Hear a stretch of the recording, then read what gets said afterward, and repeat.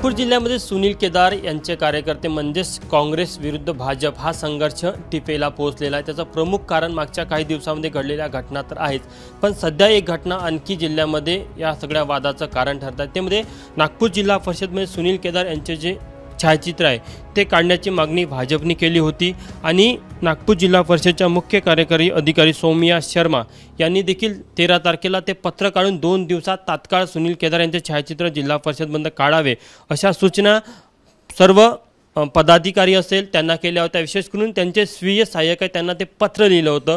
2 दिवसाची डेडलाईन संपलेली आहे। म्हणजे 13 फेब्रुवारीला काढलेल्या पत्रामध्ये 15 फेब्रुवारीपर्यंत हे सगळे छायाचित्र काढायचे होते, मात्र आज 21 फेब्रुवारी आहे, साधारण 6 दिवस लोटून गेलेले आहे। यामध्ये काँग्रेसच्या पदाधिकाऱ्यांनी म्हणजे जिल्हा परिषदचे अध्यक्ष असेल, उपाध्यक्ष असेल किंवा इतर सभापती असेल त्यांनी असं म्हटलं आहे की कुठेतरी आमचं हे वैयक्तिक कार्यालय आहे, त्यामुळे कोणाचे फोटो लावायचे हा आमचा वैयक्तिक अधिकार आहे। मात्र सौम्या शर्मा यांनी जे पत्र काढलं त्या पत्रामध्ये आपल्याला पाहायला मिळतात की शासनाच्या GR नुसार 24 मान्यवर राजकीय आणि सामाजिक नेत्यांचे छायाचित्र वगळता अन्य कोणत्याही नेत्यांचे छायाचित्र लावण्यात येऊ नये, कारण की तशा प्रकारचा शासन आदेश आहे। त्यामध्ये सुनील केदार यांचं छायाचित्र बसत नाही, त्यामुळे हे छायाचित्र काढण्याचे आदेश दिले। मात्र जर का आपण बघितलं तर साधारण हे जे कार्यालय आपल्याला पाहायला मिळतात हे महिला व बालविकास सभापती अवंतिका लेकुरवाडे यांचं आहे।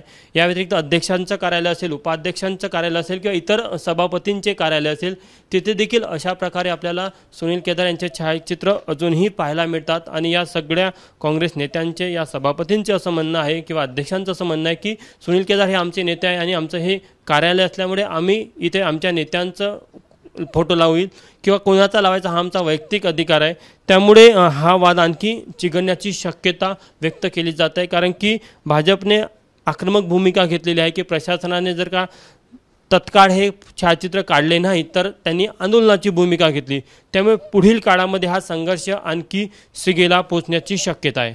कॅमेरामॅन अतुल हेडेसह तुषार कोहडे, ABP माझा, नागपूर। ABP माझा, उघडा डोळे बघा नीट।